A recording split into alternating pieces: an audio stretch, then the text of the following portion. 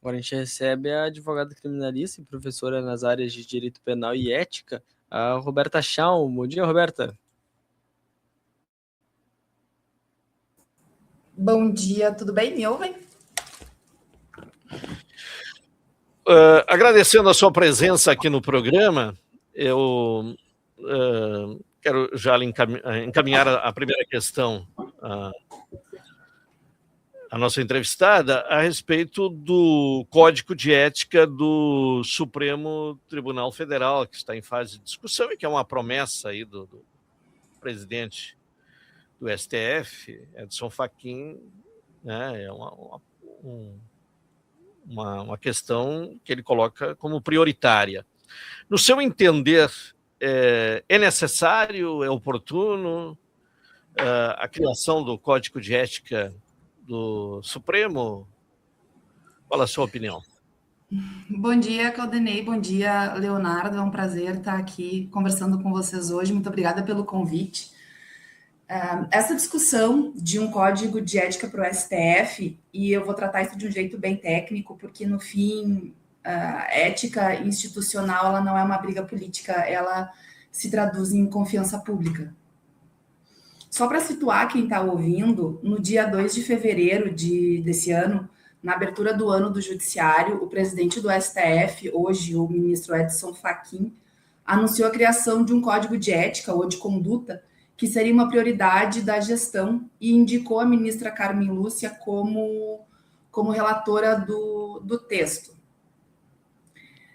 Para dar um exemplo de como esse tema ainda está em construção, tinha uma conversa prevista para o dia 12 de fevereiro, para daqui a 2 dias, e essa reunião ela acabou sendo cancelada. Oficialmente disseram que era uma questão de agenda, né? O que mostra que o assunto está sendo bem debatido, mas ele ainda está buscando ter um formato e um consenso entre a corte, entre os ministros. Quando um tribunal como o STF ele julga esses temas sensíveis, julga temas sensíveis de maneira geral, que mexem com a vida de todo mundo, a confiança da sociedade ela vira um patrimônio. E um código de ética ele serve justamente para dar clareza sobre o que pode e sobre o que não pode. Ele serve para reduzir dúvidas e evitar uma sensação de zona cinzenta. É importante dizer duas coisas bem diretas. Primeiro, um código de ética ele não é para controlar o conteúdo das decisões judiciais, nem para interferir na independência dos ministros, ou do ministro que estaria relatando. E um código de ética, ele serve para estabelecer padrões de conduta, aquilo que protege a imagem de imparcialidade, que é tão importante quanto ser imparcial de fato. Ou seja, não basta uma pessoa quando está sendo julgada pelo STF, por um ministro do STF, ou quando um assunto importante está sendo julgado ali, é importante que todos tenham a sensação e a certeza de que esse julgamento ele é imparcial. O ministro ele não pode estar de forma alguma envolvido naquele assunto. Então, sim, eu considero que o Código de Ética para o STF ele é importante, ele é de suma importância para que hoje o STF não dizer que o STF precisa voltar a ter credibilidade não é a forma correta de falar. Talvez a forma mais correta de dizer seria dizer que o STF precisa manter a credibilidade que sempre teve ao longo dos anos. Roberta, então a questão do Código de Ética ela vai muito além de o que o ministro pode mostrar para a população da questão de relações dele com acho que o principal motivo que intensificou essa discussão foi essa questão do Banco Master, da relação do Dias Toffoli e do Moraes com os investigados. Mas vai muito além do que se mostra, mas também das atitudes de cada ministro em relação a essas investigações? Os ministros não estão falando isso abertamente, não vão falar, mas o que trouxe à tona essa discussão, essa proposta do ministro Fachin de ter um código de ética, provavelmente são as últimas notícias que envolvem o STF e os ministros que hoje compõem a corte. O Banco Master é um caso extremamente polêmico, pelo envolvimento, pelo suposto envolvimento de alguns ministros com os atores desse caso. É difícil ter a real dimensão do quanto os ministros estariam, de fato, tão ligados a esses atores. Perceba que o simples fato, por exemplo, de uma viagem de avião ou de palestrar em algum local, não significa que o julgador vá necessariamente decidir ou se manifestar favorável àquele caso ou àquele ator. Mas é preciso que o STF, que os ministros, que os julgadores, de maneira geral, entendam que esse distanciamento traz credibilidade para quem está julgando, para quem está sendo julgado, para outra parte no processo, se ele existe, geralmente existe, e para quem hoje assiste o julgamento. Hoje, isso é interessante, eu estava conversando sobre isso com um colega ontem, hoje todo mundo, todas as pessoas, de maneira geral, não só as ligadas ao direito, sabem o nome dos ministros da corte. Talvez não dos 10, mas certamente de 4 ou 5 as pessoas sabem o nome de cor.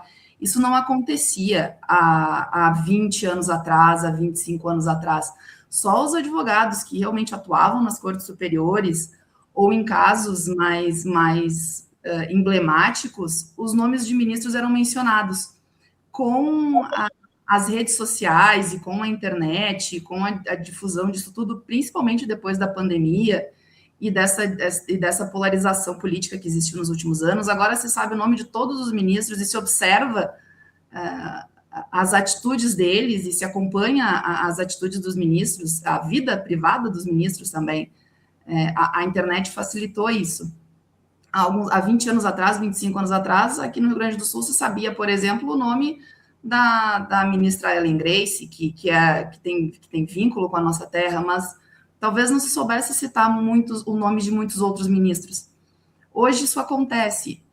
Não adianta se reportar, por exemplo, a lei orgânica do Ministério Público, a LOMAN, por exemplo, porque essas regras elas foram feitas antes das redes sociais do período que se vive hoje. Então, seria interessante, de fato, que o STF tivesse um regramento, um código de conduta próprio para regrar o comportamento dos ministros, para evitar tantas polêmicas e para evitar esse ruído quando existe um julgamento tão midiático. Sim. Uma questão, para quem é contra, né, se posiciona de forma contrária à criação do Código de Ética, alega que já existe a lei orgânica da magistratura, que inclusive prevê sanção aos magistrados. Como é que você vê essa questão, né? Se realmente o Código ele acrescenta algo diferente do que está previsto na lei, na lei orgânica da magistratura, ou não? Qual é a sua avaliação? O Código de Ética que está sendo desenvolvido para o STF pela então relatora ministra Carmen Lúcia, designada pelo presidente Edson Fachin, ele tá sendo elaborado, a gente não sabe qual o conteúdo que vem. Existiu uma manifestação, se eu não me engano, do próprio presidente Fachin, que não teria um rol de punições. Isso deixa um pouco, não que deva existir punição, mas alguma coisa necessita ser prevista caso o que está ali não seja cumprido ou observado. Em relação à LOMAN, ela não se enquadra para os ministros, os próprios ministros refutaram a LOMAN há alguns anos atrás, não nessa composição da corte, mas uma composição anterior. E mesmo que resolvessem adotar a lei orgânica da magistratura, a magistratura ela tem corregedoria, assim, grosso modo. Existe quem fiscaliza se o código dele está sendo observado ou não, se a lei orgânica dele está sendo observada ou não. Quem vai fazer isso dentro do STF? Quem vai ser a corregedoria do STF? Quem vai estar acima desses ministros para dizer, olha, tu recebeu brindes de um caso onde tu está julgando, tu não te deu por impedido, resolveu julgar mesmo assim, a tua punição vai ser tal, a partir de agora tu vai ficar. Isso é uma base do que eu vejo por aí, mas vai ficar 10, vai ter um desconto de 10 dias do salário, por exemplo, da remuneração. Quem vai fazer isso com o ministro do STF? Então, essa fiscalização ela não tem no STF. Pois é, essa é a questão, né? Se não tiver fiscalização, o código pode se tornar inócuo, né? Sem efeito nenhum. Pode, mas veja bem, o código de ética ele nunca faz mal para nenhuma instituição. O código de ética ele é sempre bom, ele só precisa ser observado e seguido. São regras que não seriam um regramento, seriam normas que não são difíceis de ser observada, que talvez nem precisassem existir por escrito, porque existem outros parâmetros. Mas a existência de um código de ética no STF traria mais credibilidade para a corte. Dizer que pelo fato de não ter uma punição expressa tornaria ele inócuo, no caso específico do STF, não sei se seria o caso, porque a opinião pública está aí, está batendo a porta, e o povo está fiscalizando tudo que o STF está fazendo. O STF corre algum risco de ser fiscalizado por fatores externos a ele, caso não faça alguma coisa para melhorar essa transparência que deve existir. Existe a possibilidade de, dentro desse código de ética, até nessa questão de punição, algumas violações do código de ética gerarem até um ambiente para uma possibilidade de impeachment desses ministros? Depende do que estaria previsto no código de ética, mas eu acredito que não vão chegar tão longe. Acredito que não. O impeachment de ministros do STF ele funciona de forma diversa ele é por vias diferentes, então acredito que não. Eles não fariam uma previsão expressa dessas no código de ética. Na verdade, ele não se conhece os principais pontos, né?